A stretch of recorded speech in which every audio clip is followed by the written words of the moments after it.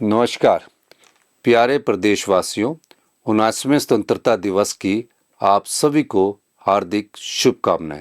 इस पावन अवसर पर हम सबसे पहले उन महानायकों और वीर सपूतों को भावभीनी श्रद्धांजलि अर्पित करते हैं जिन्होंने देश की आज़ादी, एकता और अखंडता के लिए सर्वोच्च बलिदान दिया। यह हमारे लिए बहुत गर्व की बात है कि देश की आन बान और शान बनाए रखने के लिए हमारे प्रदेश के वीर जवानों ने हमेशा प्रमुख भूमिका निभाई है। अपने कर्तव्य को निभाते हुए उन्होंने बलिदान और शौर्य की अमर गाथाएं लिखी है।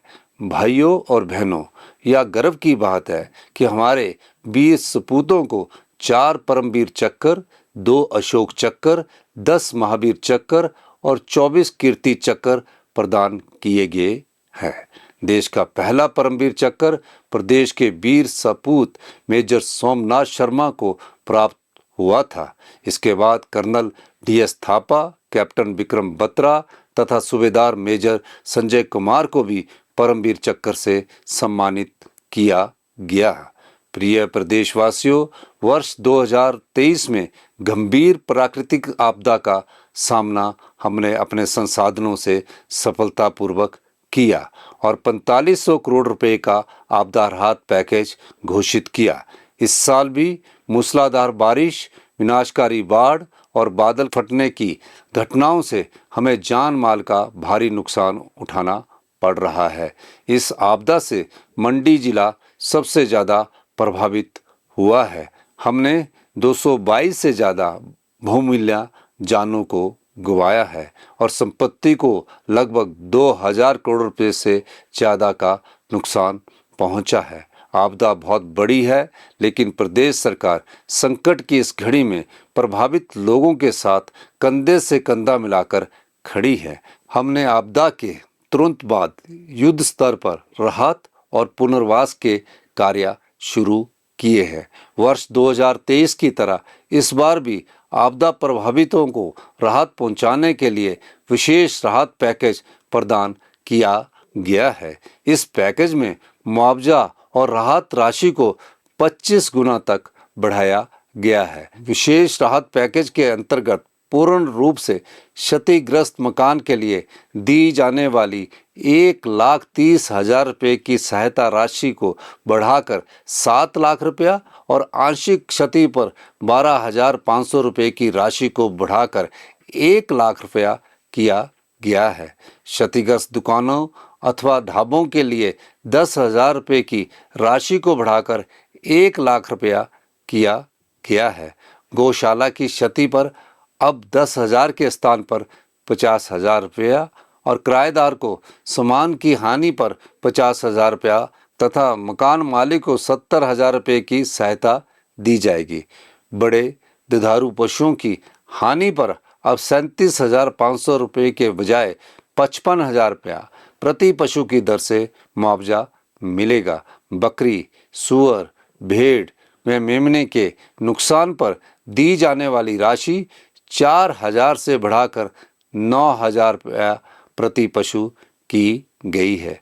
पूरी तरह क्षतिग्रस्त पॉली हाउस के लिए 25,000 रुपया और मकान से गाद हटाने के लिए 50,000 रुपये की सहायता दी जाएगी।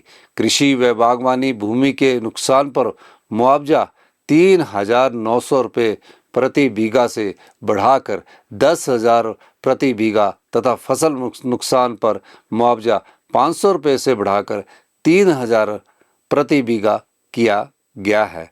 गाद हटाने के लिए सहायता 1,500 रुपये प्रति बीघा से बढ़ाकर 6,000 प्रति बीघा की गई है। इसके अलावा प्रभावित परिवारों को किराए के मकान में रहने के लिए शहरी क्षेत्रों में 10,000 रुपये और ग्रामीण क्षेत्रों में 5,000 रुपये मकान किराए के रूप में दिए जा रहे हैं।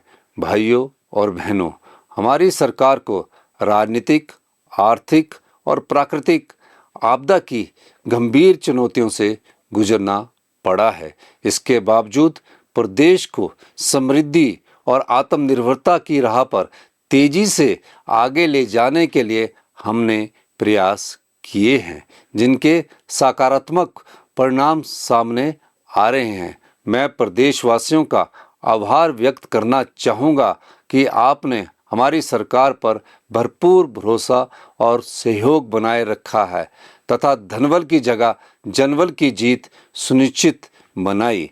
प्रिय प्रदेशवासियों, हिमाचल के विकास और खुशहाली के लिए हमारी सरकार ने ग्रामीण अर्थव्यवस्था को मजबूत करने की दिशा में ऐतिहासिक निर्णय लिए हैं। हिमाचल प्रदेश देश का पहला राज्य बना है जिसने प्राकृतिक खेती से उगाई गई फसलों पर न्यूनतम समर्थन मूल्य दिया है। मक्की खरीद पर 40 रुपये प्रति किलोग्राम का समर्थन मूल्य दिया जा रहा है। 10 जिलों के 1509 किसानों से लगभग 399 मीट्रिक टन मक्की एमएसपी पर खरीदी जा चुकी है और उनके बैंक खातों में 1,40,00,000 रुपये जमा करवाए गए हैं। इसी प्रकार गेहूं की खरीद भी 60 रुपये प्रति किलोग्राम की दर से पूरे राज्य में जारी है। अब तक 838 किसानों से 2123 क्विंटल गेहूं की खरीद की जा चुकी है, जिसके एवज में उनके बैंक खातों में 1,27,00,000 रुपया जमा करवाए गए हैं। इसके अलावा गेहूं के लिए परिवहन भाड़े पर सरकार ने 4,15,000 रुपये की सब्सिडी दी है। हमने प्राकृतिक खेती से उगाई गई कच्ची हल्दी के लिए 90 रुपये प्रति किलोग्राम एमएसपी घोषित किया है। प्रदेश के 6 जिलों के किसानों से 127 मीट्रिक टन कच्ची हल्दी खरीदी गई है और उनके बैंक खातों में 1,14,00,000 रुपये जमा कर दिए गए हैं। भाइयों और बहनों, प्रदेश सरकार ने चंबा जिले के पांगी उपमंडल को प्रदेश का पहला प्राकृतिक कृषि उपमंडल घोषित किया है। सरकार घाटी के किसानों से अगले महीने से 60 रुपये प्रति किलो की दर से जौ की खरीद शुरू करने जा रही है। प्राकृतिक खेती से जुड़े 3,06,000 किसानों को ट्रेनिंग दी जा चुकी है। हमारी सरकार ने हमीरपुर जिला में स्पाइस पार्क विकसित करने का भी निर्णय लिया है, जिससे प्रदेश के पारंपरिक मसालों को अंतर्राष्ट्रीय बाजार में नई पहचान मिलेगी। प्रदेश में कुल सब्जी उत्पादन का 20% हिस्सा आलू का है, जिसे देखते हुए सरकार ने ऊना जिला में 500 किलोग्राम प्रति घंटे की क्षमता वाले पोटैटो प्रोसेसिंग प्लांट स्थापित करने का फैसला लिया है। प्रदेश सरकार किसानों के हित में कृषि ऋण ब्याज योजना भी लेकर आई है। हमने प्रयास किया है कि जिस क्षेत्र में जो उत्पाद अधिक तैयार किए जा रहे हैं वहाँ के किसानों को अधिक से अधिक लाभ प्रदान किया जा सके। प्रिय प्रदेशवासियों, हमने दूध उत्पादन के क्षेत्र में भी क्रांतिकारी सुधार किए हैं। हिमाचल देश का पहला राज्य है जिसने दूध पर एमएसपी लागू किया है। वर्तमान में लगभग 38,400 किसानों से प्रतिदिन औसतन 2,26,000 लीटर गाय का दूध 51 रुपये प्रति लीटर की दर से खरीदा जा रहा है। इसी प्रकार 1,482 भैंस पालकों से प्रतिदिन 7,800 लीटर दूध 61 रुपये प्रति लीटर की दर से खरीदा जा रहा है। दुग्ध सहकारी समितियों को प्रोत्साहन देने के लिए परिवहन सब्सिडी 1.5 रुपये से बढ़ाकर 3 रुपये प्रति लीटर की गई है। प्रदेश सरकार अत्याधुनिक तकनीक से युक्त नए मिल्क प्रोसेसिंग प्लांट की स्थापना कर रही है। कांगड़ा जिला के ढगवार में 201 करोड़ रुपए की लागत से 1.5 से 3 लाख लीटर प्रतिदिन तक की क्षमता वाला state of the art milk processing plant स्थापित किया जा रहा है, जिससे 4 जिलों के 35,000 से अधिक दूध उत्पादकों को प्रत्यक्ष लाभ मिलेगा। इसी प्रकार प्रदेश के अन्य स्थानों पर भी मिल्क प्रोसेसिंग प्लांट का विस्तार और निर्माण कार्य जारी है। पारदर्शिता लाने के लिए किसानों को दूध की क्वालिटी, क्वांटिटी और पेमेंट की जानकारी मोबाइल पर उपलब्ध करवाने के प्रयास जारी है। पशुपालकों से 300 रुपये प्रति क्विंटल की दर से ऑर्गेनिक खाद और केंचुआ खाद खरीदने का कार्य शुरू कर हमने अपना एक और वादा पूरा किया है। भाइयों और बहनों, बागवानों के हित में कई बड़े फैसले लिए गए हैं। पिछले सेब सीजन से यूनिवर्सल कार्टन का उपयोग जरूरी बनाने की ऐतिहासिक पहल से राज्य के बागवानों को अपनी फसल के बेहतर दाम मिलने शुरू हुए हैं। सेब, आम और नींबू प्रजाति के फसलों के स्पॉट प्राइस में वृद्धि की गई है। वर्ष 2025 के लिए सेब की खरीद 12 रुपये प्रति किलोग्राम की दर से की जाएगी।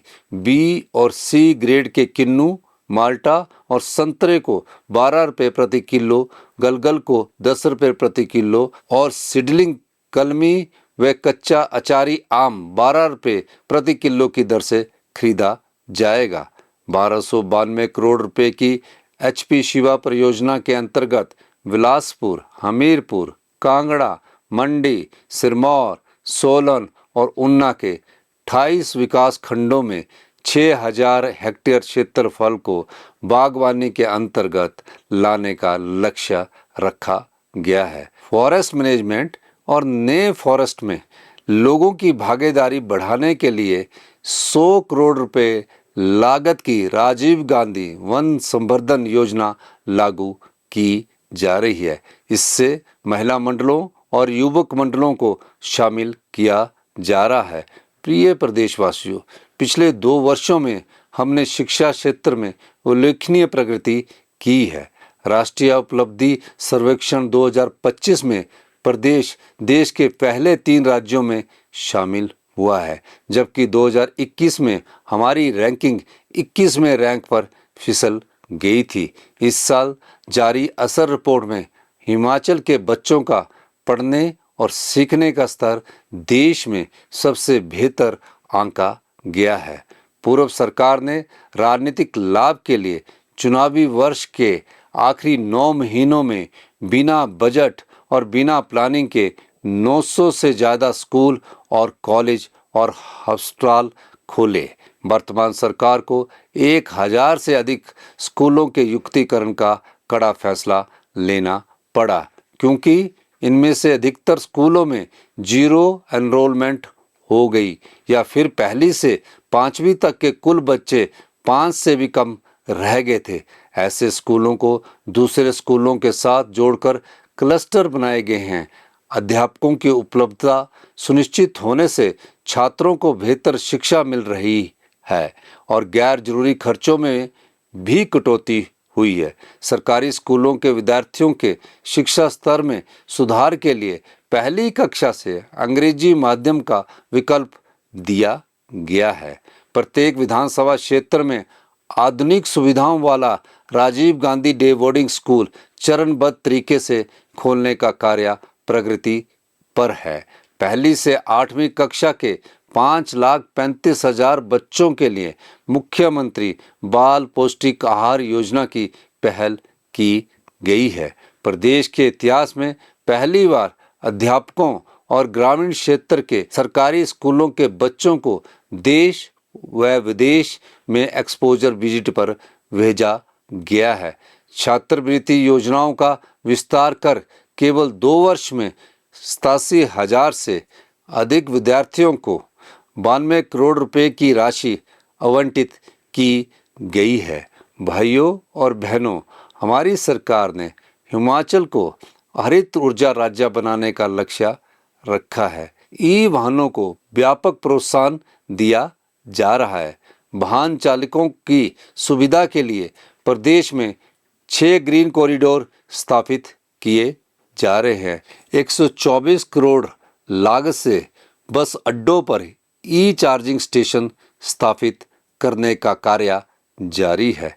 327 इलेक्ट्रिकल बसें खरीदने के लिए टेंडर जारी कर दिए गए हैं। हमारी सरकार ने युवाओं के लिए 680 करोड़ रुपए की राजीव गांधी स्वरोजगार स्टार्टअप योजना शुरू की है। इसके 3 मुख्य अंग है। इसके एक हिस्से में ई टैक्सी खरीदने के लिए 50% उपदान का प्रावधान है। दूसरे हिस्से में निजी भूमि पर 50% उपदान पर 100 से 500 किलोवाट तक के सोलर पैनल लगाए जाएंगे। योजना के तीसरे हिस्से में किसानों को प्राकृतिक खेती से जोड़ा जा रहा है।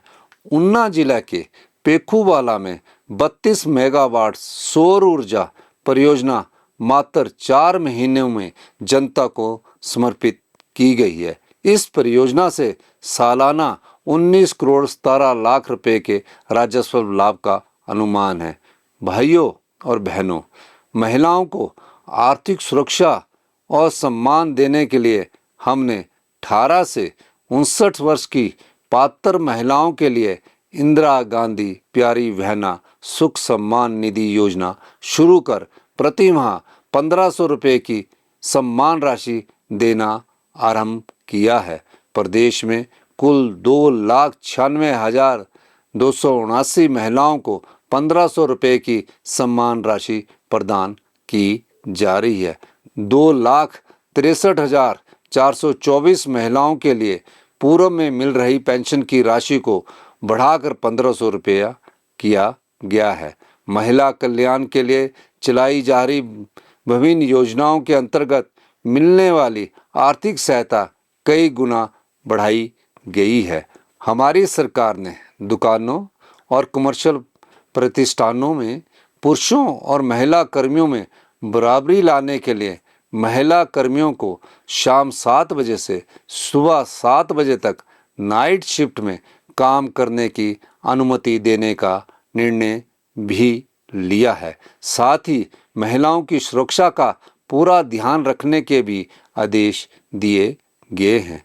ऐसी संस्थाओं में कार्यरत प्रत्येक महिला कर्मी को मैटरनिटी बेनिफिट भी मिलेगा। प्रिय प्रदेशवासियों, हम आपको विश्व स्तर की स्वास्थ्य सुविधाएं उपलब्ध करवाने के लिए हर संभव प्रयास कर रहे हैं ताकि हमारी किसी भी रोगी व्यक्ति को इलाज के लिए हिमाचल से बाहर जाने की ज़रूरत ना रहे।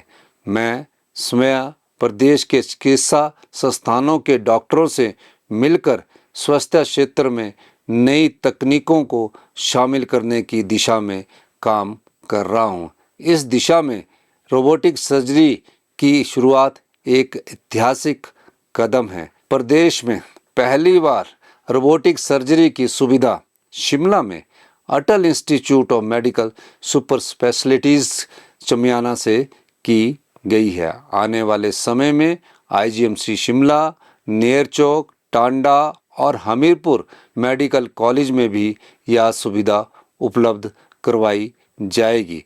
प्रदेश में 69 आदर्श स्वास्थ्य संस्थानों में 6 विशेषज्ञ चिकित्सकों की तैनाती की गई है।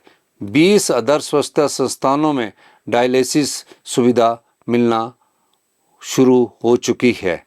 कैंसर मरीजों के लिए मुफ्त इलाज और दवाइयों का प्रावधान किया गया है। हमीरपुर में उत्कृष्ट कैंसर हॉस्पिटल्स स्थापित किया जा रहा है। आईजीएमसी शिमला में नए कैंसर हॉस्पिटल भवन और ट्रॉमा सेंटर की सुविधा उपलब्ध करवाई जा चुकी है। आईजीएमसी शिमला और टांडा मेडिकल कॉलेज में पेट स्कैन मशीन की सुविधा भी शुरू की जा रही है। वर्तमान सरकार ने 185 डॉक्टर्स, 130 स्टाफ नर्सों, 67 लैब टेक्नीशियंस, 45 फार्मासिस्ट और 61 ऑपरेशन थिएटर असिस्टेंट के पद भरे हैं। इसके अतिरिक्त सैकड़ों और पद भरने को मंजूरी प्रदान की गई है। हम मेडिकल कॉलेज से लेकर सिविल हॉस्पिटल तक मशीनों को बदल रहे हैं। नई और आधुनिक MRI, CT scan, x ray machines लगाने के लिए सरकार ने 3000 करोड़ रुपए का प्रावधान किया है। हिमकेयर योजना के लाभार्थियों को बेहतर इलाज सुविधा देने के लिए इसका विस्तार किया गया है। अब आपात स्थिति में मेडिकल कॉलेज के प्रिंसिपल और मेडिकल सुपरिटेंडेंट भी हिमकेयर कार्ड बना सकेंगे। हर वर्ष मार्च, जून, सितंबर और दिसंबर महीने में हिमकेयर कार्ड बनाए जाएंगे। बीपीएल, मनरेगा, फेरी वालों, अनाथ और जेल बंदियों को निःशुल्क हिमकेयर कार्ड बनाने का प्रावधान किया गया है। भाइयों और बहनों, प्रदेश सरकार पर्यटन गतिविधियों को विस्तार देकर युवाओं को रोजगार व स्वरोजगार के अवसर प्रदान करने के साथ साथ प्रदेश की आमदनी बढ़ाने के लिए भी हर संभव प्रयास कर रही है। कांगड़ा हवाई अड्डे का विस्तार कार्य जारी है और पर्यटकों की सुविधा के लिए 16 स्थानों पर हेलीपोर्ट विकसित करने का कार्य प्रगति पर है।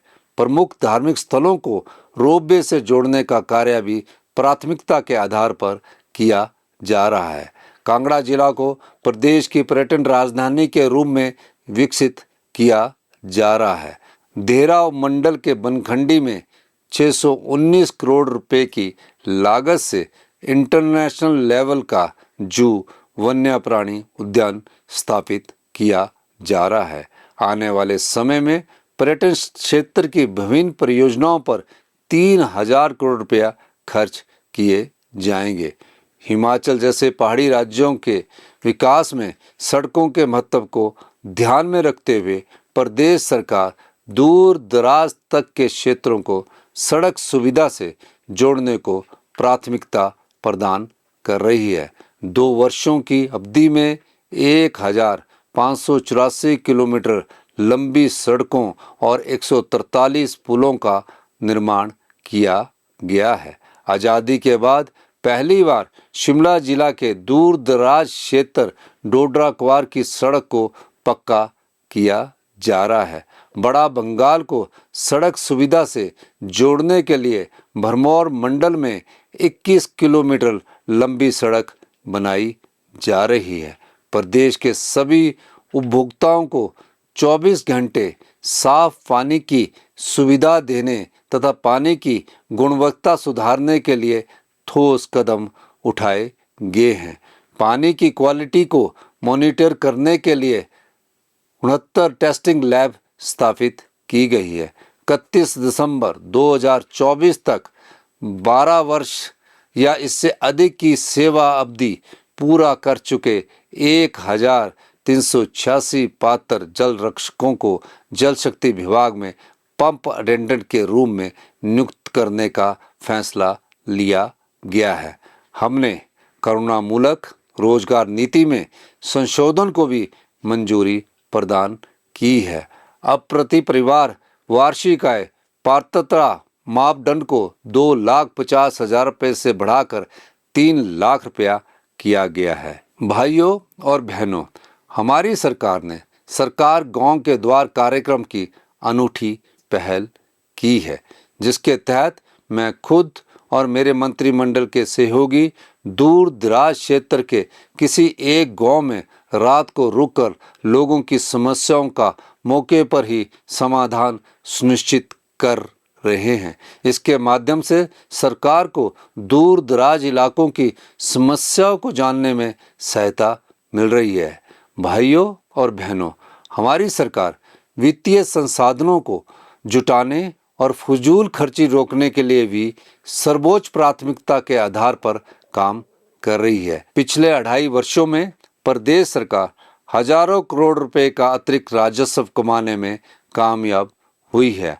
आबकारी नीति में बदलाव, शराब के ठेकों की नीलामी व निविदाओं, दूध उपकर, विभिन्न विभागों में स्टाफ के युक्तिकरण, लोक निर्माण विभाग की परियोजनाओं की टेंडर प्रक्रिया में बदलाव जैसे ठोस कदम लाकर यह संभव हो पाया है। वित्तीय प्रबंधन की दिशा में प्रदेश सरकार ने ग्रीन बजट की शुरुआत कर एक नई पहल की है। इतना ही नहीं, हमने केंद्र सरकार के समक्ष भी हिमाचल के हितों की मजबूती के साथ पैरवी की है। नीति आयोग से ग्रीन बोनस की मांग राजस्व घाटा अनुदान में वृद्धि, हिमाचल की ऋण सीमा को 2% बढ़ाने, 110 मेगावाट शानन विद्युत परियोजना का अधिग्रहण पंजाब से वापस लेने, भाखड़ा बांध प्रबंधन बोर्ड से बिजली एरियर जारी करने, 4 लेन सड़क परियोजनाओं के कार्यों में तेजी लाने के लिए हम लगातार संघर्ष कर रहे हैं।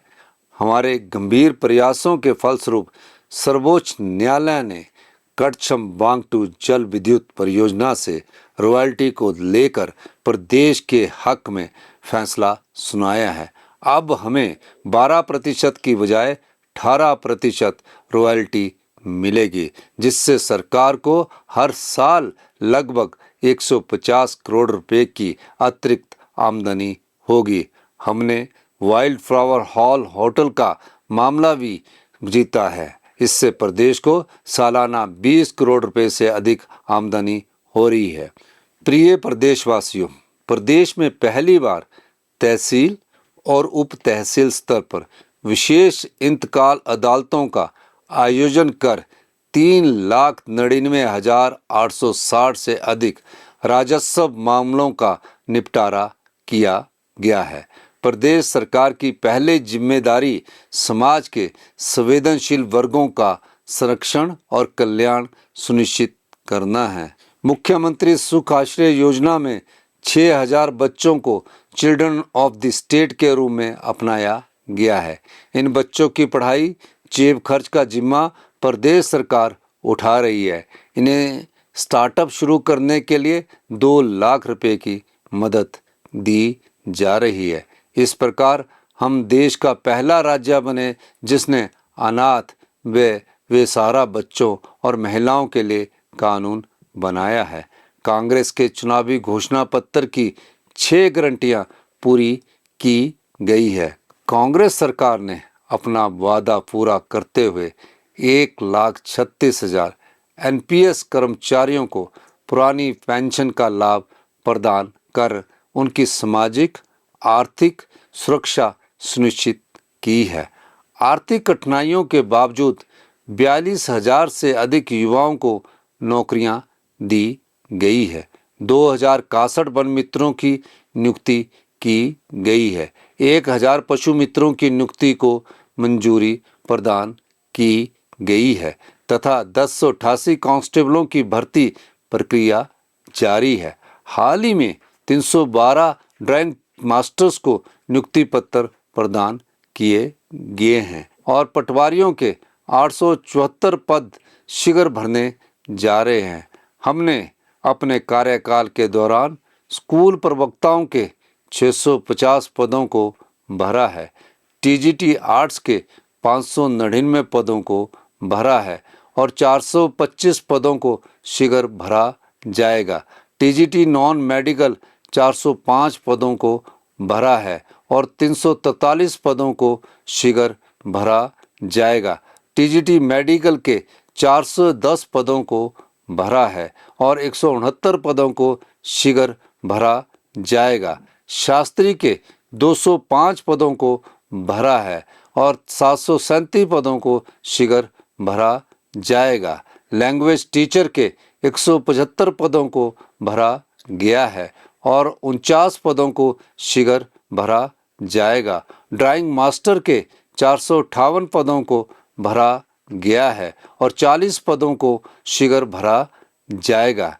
पीईटी के 870 पदों को शीघ्र भरा जाएगा। जेवीटी के 1,788 पदों को भरा गया है और 600 पदों को शीघ्र भरा जाएगा। जियो लाइब्रेरी के 100 पद तथा एनटीटी के 6,200 पदों को शीघ्र ही भरा जाएगा। वोकेशनल टीचर्स के 759 पदों को भरा गया है। प्रिय प्रदेशवासियों, प्रदेश के युवाओं में ड्रग्स की बढ़ती आदत बहुत बड़ी चिंता का कारण है। इस सामाजिक बुराई के कारण हम कई नौजवानों को खो चुके हैं और अभी भी काफ़ी संख्या में युवा इसकी चपेट में हैं। नशे के आदी व्यक्तियों के उपचार और पुनर्वास के लिए हमने विधानसभा में विधेयक पास किया है। इसके अलावा नशा तस्करों को मृत्युदंड, आजीवन कारावास और 10 लाख रुपए जुर्माने तथा अवैध संपत्ति की कुर्की के प्रावधान के लिए भी अलग विधेयक पारित किया गया है। प्रदेश के सभी जिलों में प्राथमिकता के आधार पर जिला नशा निवारण केंद्र स्थापित किए जा रहे हैं। सिरमौर जिला के कोटला बड़ोग में 100 बिस्तरों की क्षमता वाला उत्कृष्ट नशा मुक्ति केंद्र स्थापित किया जा रहा है। ड्रग्स के दुरुपयोग के बारे में जागरूकता बढ़ाने के लिए हम स्कूली पाठ्यक्रम में नया अध्याय शुरू करने जा रहे हैं। युवाओं को नशे से दूर रखने और उनकी ऊर्जा को सामाजिक गतिविधियों से जोड़ने के लिए सरकार खेल ढांचे को मजबूत बनाने पर विशेष ध्यान दे रही है। प्रदेश सरकार पूर्व सैनिकों और उनके आश्रितों के कल्याण के लिए प्रतिबद्ध है और उन्हें मिलने वाली अनुग्रह राशि में बड़े पैमाने पर वृद्धि की गई है। हमने विभिन्न अंतर्राष्ट्रीय प्रतियोगिताओं के पदक विजेताओं के लिए पुरस्कार राशि में भी वृद्धि की है। प्रिय प्रदेशवासियों, मैं आपको विश्वास दिलाता हूँ कि हिमाचल को देश का सबसे समृद्ध तथा आत्मनिर्भर राज्य बनाने के लिए हमारे संकल्प में वित्तीय स्थिति कोई बाधा नहीं बनेगी। हम आपकी उम्मीदों के अनुसार और आपके सहयोग से अपने इस सुंदर पहाड़ी राज्य को विकास के नए आयाम देने के लिए प्रतिबद्ध है। अंत में मैं एक बार फिर आप सभी को स्वतंत्रता दिवस की बधाई देता हूं तथा समस्त प्रदेशवासियों के सुखमय और स्वस्थ जीवन की कामना करता हूं। जय हिंद, जय हिमाचल।